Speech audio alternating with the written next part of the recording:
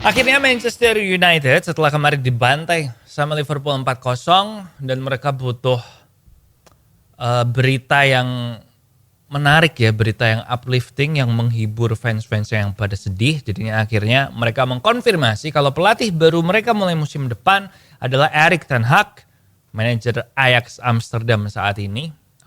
Dia dikontrak 3 tahun sampai Juni 2025 dengan opsi perpanjangan kontrak 1 tahun sampai 2026. Jadi ini menjadikan Manchester nggak hanya is red atau is blue, tapi juga Manchester is bold. Karena ya itulah. Botak ya dua-duanya dia sama Pep. Nah dia dipilih dari 4 kandidat terakhir yang dipilih oleh MU. Jadi 4 kandidatnya itu ada Ten Hag, ada Pochettino pelatihnya PSG, ada Julen Lopetegui pelatihnya Sevilla, pernah ngelatih Madrid, pernah ngelatih timnas Spanyol juga, dan juga Luis Enrique pelatih timnas Spanyol. Yang gua rasa sebenarnya kalau Luis Enrique ini si MU cuman nanyanya iseng-iseng aja sih. Soalnya dia kan ngelatih Spanyol sampai Piala Dunia di akhir tahun nanti ya. Jadi udah kecil juga kemungkinannya dia ngelatih MU. Nah tapi sebenarnya Erik ten Hag itu siapa? Kita tahu lah dia ngelatih Ajax, kita tahu dia masuk ke semifinal Liga Champions waktu 2019, berkali-kali juara di Belanda, juara Liga, juara Piala Belanda. Musim ini juga kemungkinan besar bakal juara Liga. Jadi hari ini di Gegen Press kita akan membahas Erik ten Hag dengan judul episode kali ini, Erik ten Hag in 10 minutes. The boy's a star on one glorious Russian night. Ya, welcome back di Gegen Press, podcast sepak bola terbaik menurut majalah dinding SD Desa Sukamaju 1. I'm your host Popok Kusen yang bukan pandit. Dan hari ini kita bahas tentang Erik ten Hag. Langsung aja ya, waktunya cuma 10 menit. Soalnya Erik ten Hag kecil ini tinggal di sebuah kota kecil di Belanda, di dekat perbatasan Belanda-Jerman, sekitar 160 km dari Amsterdam. Nah sebenarnya Erik ini lahir dari keluarga kaya, jadi keluarganya itu punya bisnis yang terbesar di daerahnya, yaitu bisnis real estate dan financial service company. Jadi sebenarnya bonyoknya si Erik tuh pengennya dia ngelanjutin bisnis keluarga aja, tapi dia dari kecil udah senang banget sama sepak bola. Dia dari kecil sampai umur 12 main bola di Bon Boys, klub dekat tempat dia tinggal, yang sampai sekarang dia itu dianggap sebagai pemain terbaik yang pernah diproduksi oleh Bon Boys. Bahkan dia dianggap local hero ya, pahlawan lokal di situ, karena nanti bulan Oktober tahun ini juga akan ada turnamen sepak bola anak-anak yang namanya dikasih nama Erik ten Hag Turnamen, karena dia dianggap ya yang paling sukses ya kan, jadi pelatih Ajax segala macam. Dan memang dia waktu kecil itu dipandang sebagai pemain bola yang terbaik di Bon Boys.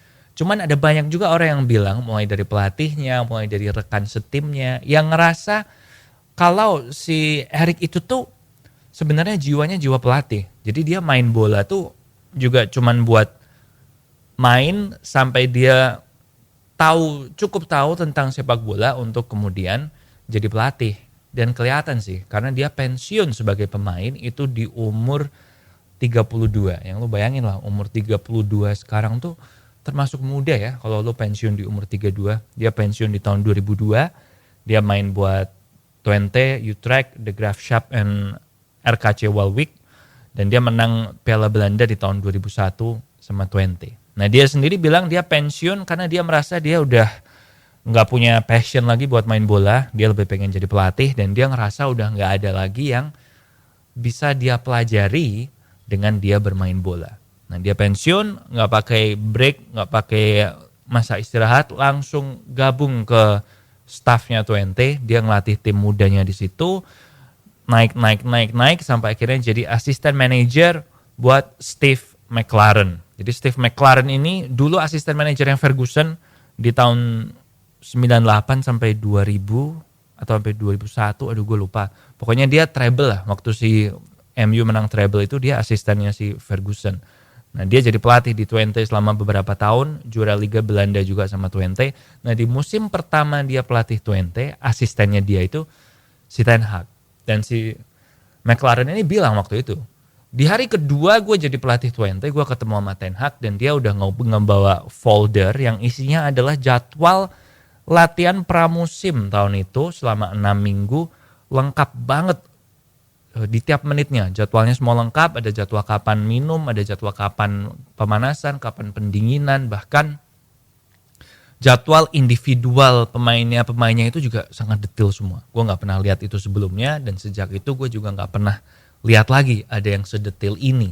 Bahkan si McLaren ini bilang, gue pikir gue tahu tentang sepak bola, tapi habis gue datang ke Twente, ketemu sama Ten Hag, gue jadi mikir gue gak tahu apa-apa soal bola. Dia bilang si Ten Hag ini juga ada miripnya sama Alex Ferguson. Jadi kalau lu fans MU ya mungkin lu bisa sedikit optimis ya. Dan anehnya si Ten Hag ini cuma semusim jadi asistennya si McLaren dan dia pindah ke PSV buat jadi asisten juga, menjadi asisten pelatih PSV waktu itu yang dulu adalah pelatihnya Ten Hag waktu dia pemain. Nah jadi sejak tahun 2002 dia pensiun, dia baru jadi pelatih tim utama itu di tahun 2012. Dia melatih Go Ahead Eagles, klub divisi 2 Liga Belanda.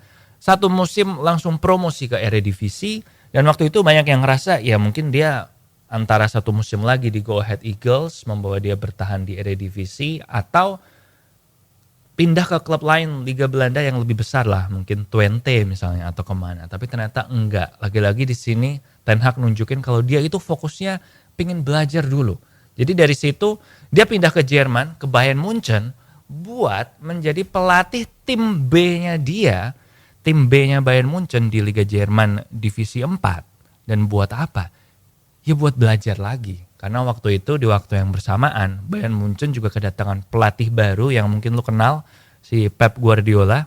Dan dia di sana supaya bisa belajar sama Pep Guardiola dan juga latihan untuk membiasakan diri di lingkungan klub elit tapi tanpa beban dan tanpa tekanan. Soalnya kan lu ngelatih tim B-nya dia.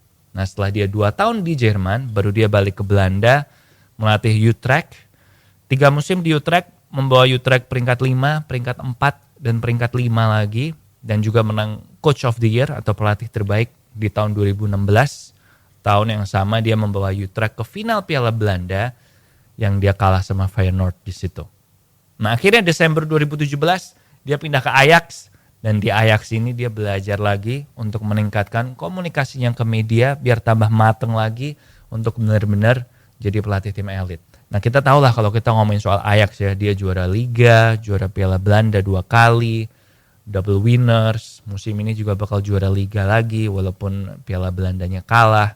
Dan yang paling hebat dia membangun 2 tim di Ajax, yang tim pertama ada De Ligt, ada Van de Beek, ada Frenkie de Jong, Daley Blind, pokoknya banyak lah.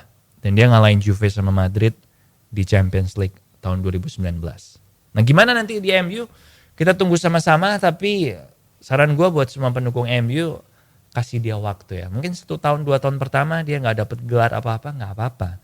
Jangan minta dipecat. Soalnya untuk membenarkan klub kayak MU ini butuh waktu yang lama sih. Oke, itu tadi Ten Hag in 10 minutes. Lumayan mepet waktunya, tapi kayaknya pas ya. 10 menit ya. So itu dia Ten Hag. Nanti kita bahas lagi Ten Hag di Gegenpress. Kalau dia udah sukses di MU. Or kalau dia udah dipecat dari MU, mana yang lebih cepat lah. Tapi sebagai fans MU gue harap ya kita kasih dia waktu. Dan saranku buat kamu juga ya kita kasih dia waktu lah. Ingat si Klopp sama Pep juga gak langsung juara kan sama Liverpool sama City. Butuh waktu untuk proses. Oke, itu dia. Subscribe please untuk membantu kita. Like juga videonya dan bisa dengerin juga di Spotify. Gegenpress Popo di Spotify. And di sini Popo dari Gegenpress. I'll see you when I see you. The boy's a star!